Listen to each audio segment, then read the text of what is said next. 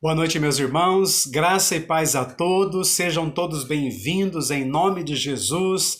Nós estamos felizes por mais essa oportunidade que Deus está nos dando para celebrarmos ao Senhor, prestarmos este culto a Deus, esse culto de adoração e louvor àquele que nos abençoa tanto, àquele que tem misericórdia de nós, àquele que nos guarda, àquele que nos livra, aquele que tem todo o poder no céu e na terra, aquele que nos abençoa em todos os aspectos da nossa vida. Louvado seja o nome do Senhor.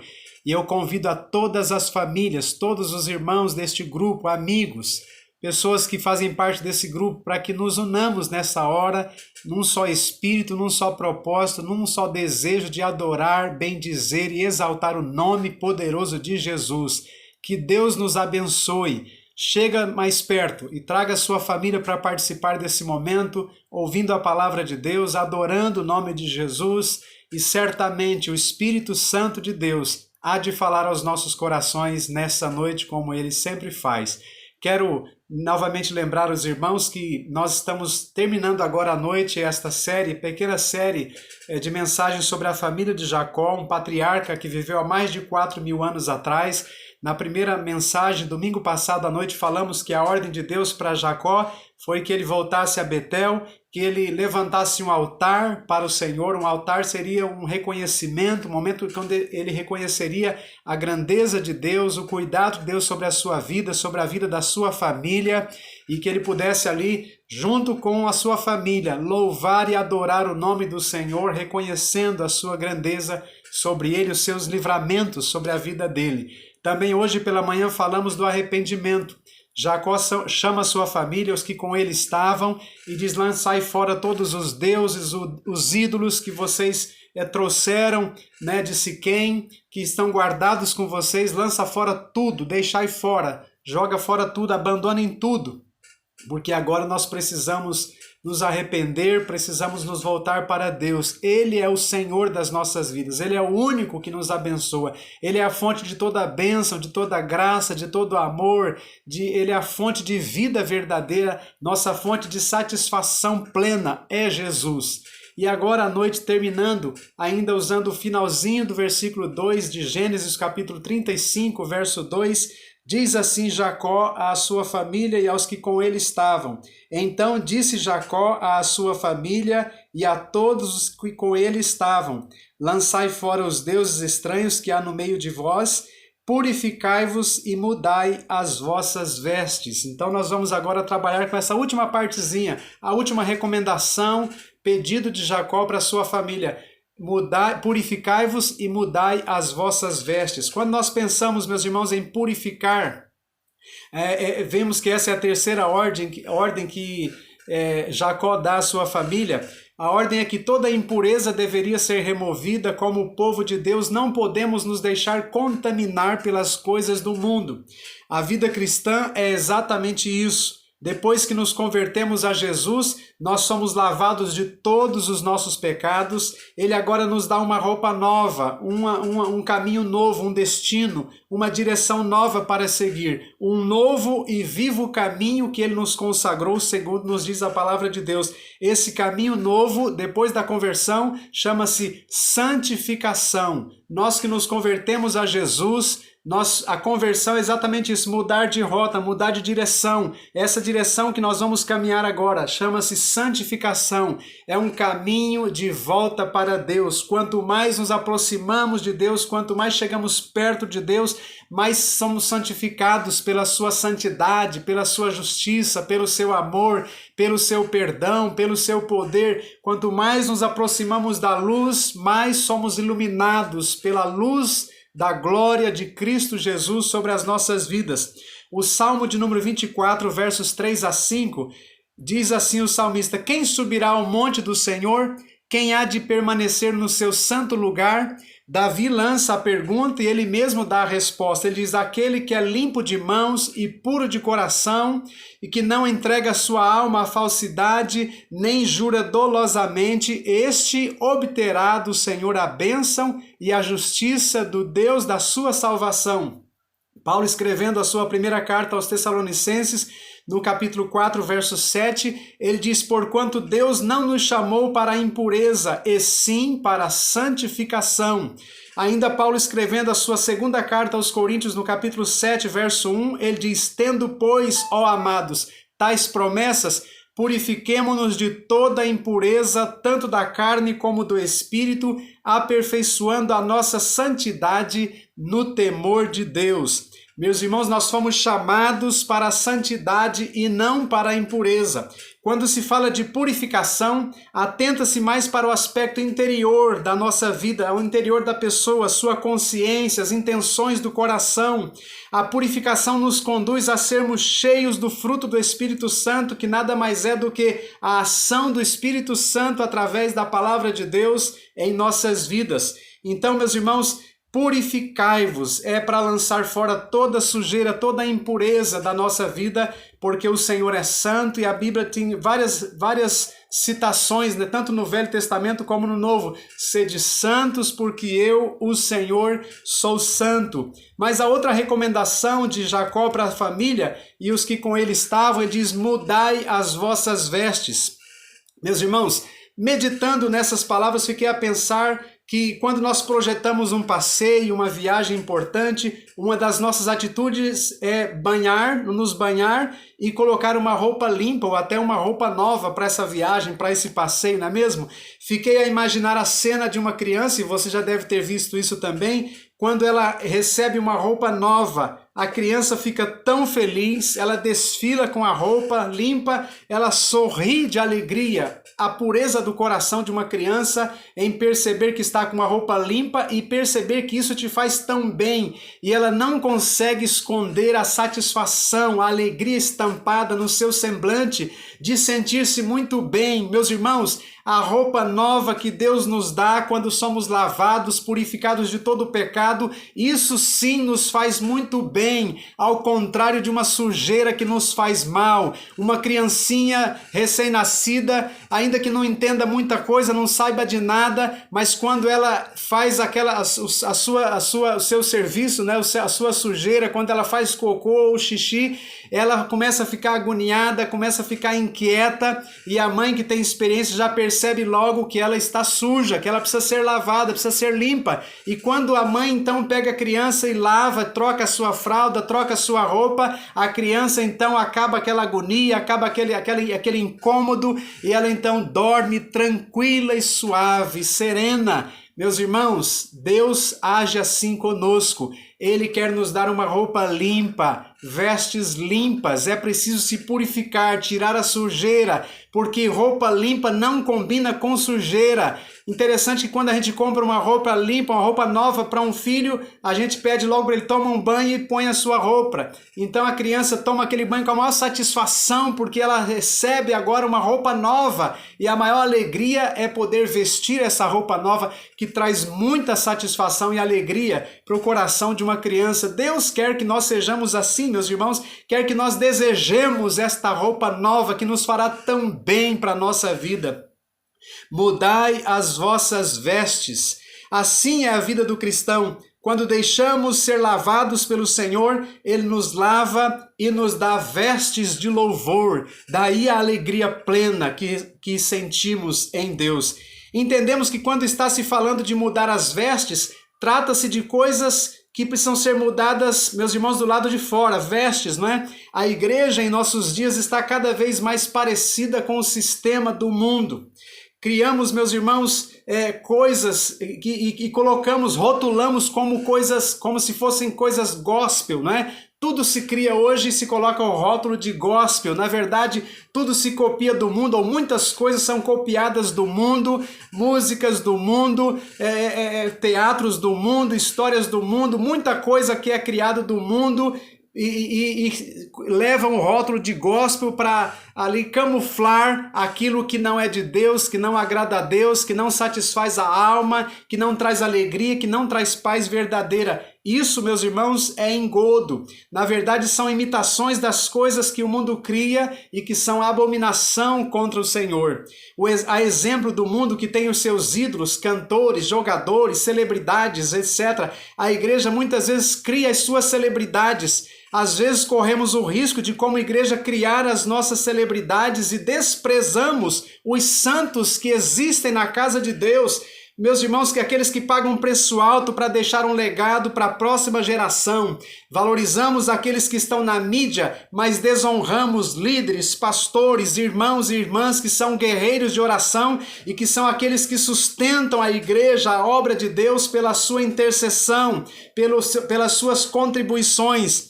Pessoas que no templo são uma coisa, mas na vida real são outras. A essas pessoas chamamos de hipócritas. O apóstolo Paulo fala da impureza da carne. Gente que está dentro da igreja, se dizendo crente, tomando a ceia, mas está em pecado, muitas vezes de adultério, de fornicação, de prostituição, de pornografia, com segundas intenções, cheio de má fé, fofoqueiro, maldizente, murmurador, mentiroso, ladrão, gente de mau testemunho, gente com coração trancado de ódio, gente com coração cheio de ira, gente que não perdoa, guarda ressentimentos, guarda mágoas, gente com coração mau, gente que deseja que aquele que lhe fez mal, aquele que lhe ofendeu, também se dê mal na vida, gente que torce para ver a queda do outro, gente que tem ciúmes dos outros, inveja dos outros, gente que não suporta que o outro brilhe mais do que ele, gente que só pensa em seu próprio nariz, gente sem misericórdia, gente sem respeito aos seus próprios familiares, gente que não obedece nem respeitam pais e mães, filhos que não obedecem pais e mães,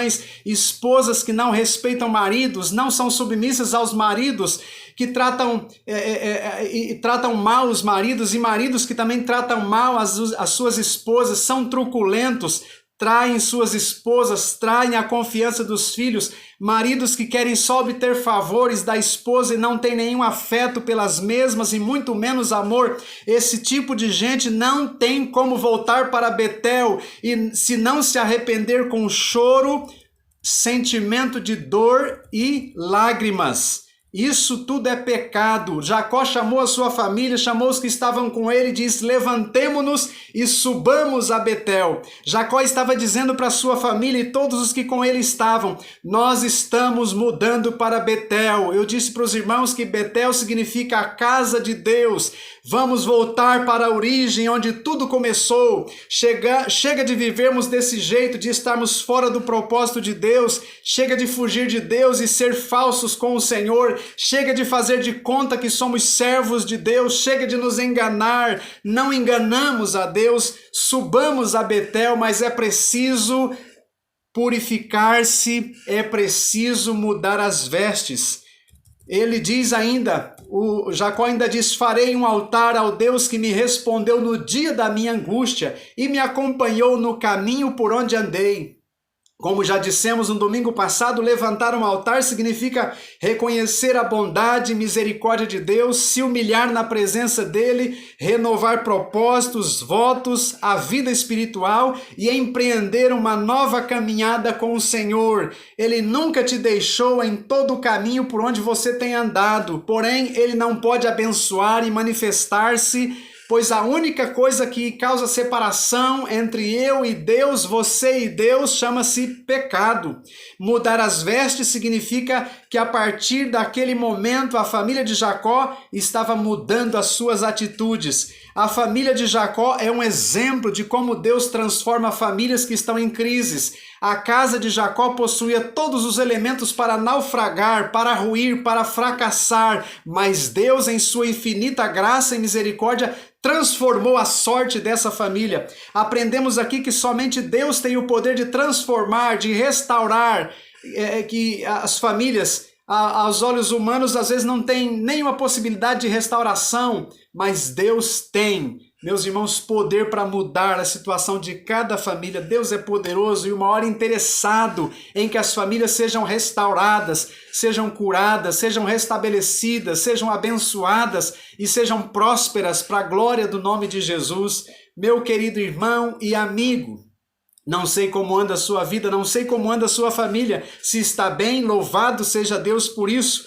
Mas se talvez esteja com problemas sérios, esteja caminhando a passos largos para a destruição, seja qual for a luta familiar que você possa estar enfrentando, saiba que não existe nada irreversível para Deus.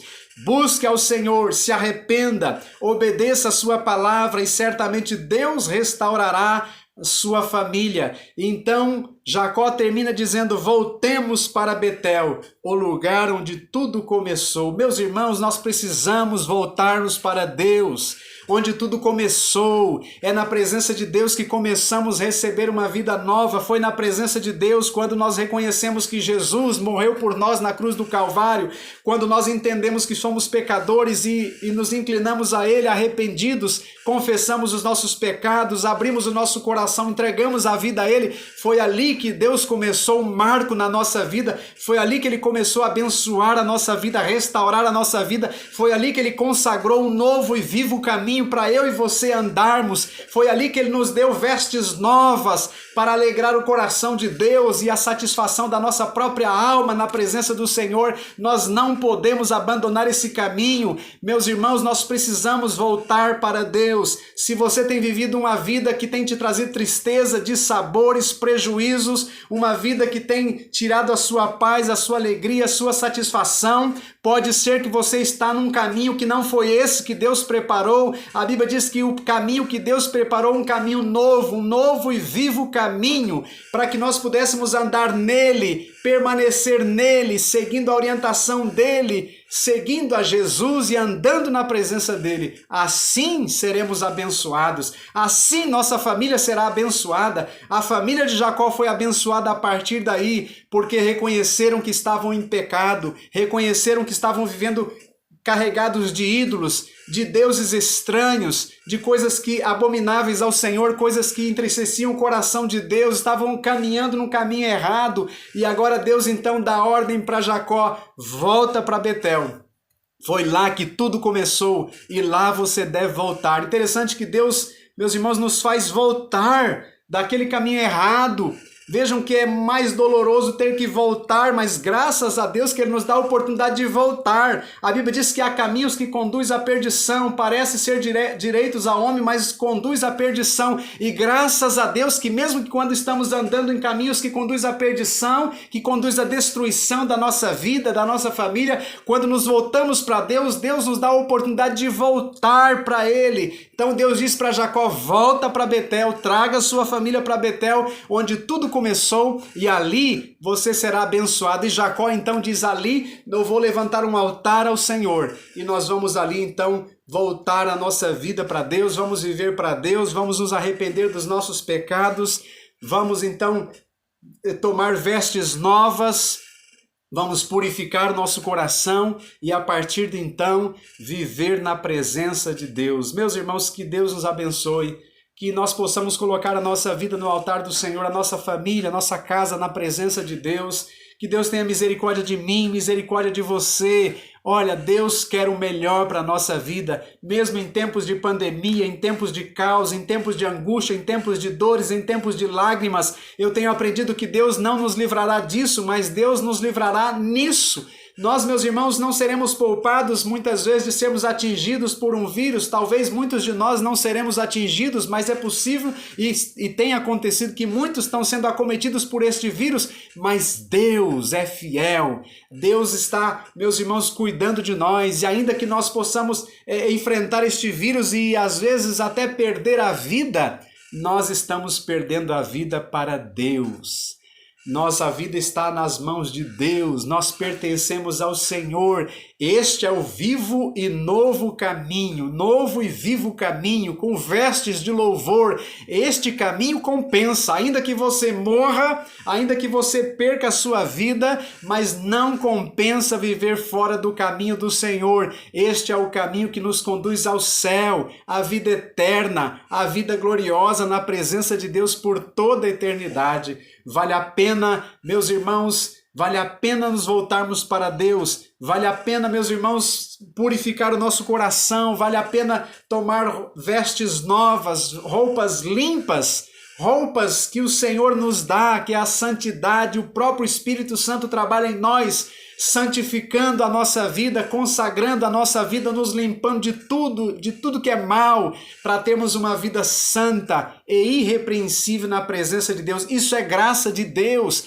Ninguém vai ser santo por conta própria. Nós somos pecadores, somos falhos, somos limitados, mas quando nos voltamos para Deus, meus irmãos, o poder dele nos aperfeiçoa. Ele nos torna santos nele para andarmos na presença dele e vivermos uma vida que agrada e que glorifica o nome de Jesus. Deus te abençoe, Deus abençoe a sua casa, Deus abençoe a sua família, que nós possamos nos voltar para Deus, possamos purificar o nosso coração, que possamos pedir perdão pelos nossos pecados, possamos abandonar a vida errada, tudo que é de pecado, e com o coração sincero nos arrependermos, confessando todo o mal que praticamos. E quando nós confessamos, quando nós temos arrependimento, também o arrependimento, meus irmãos, verdadeiro, ele muda as nossas atitudes. Se nós estamos dizendo que nos arrependemos, mas as nossas atitudes não são mudadas,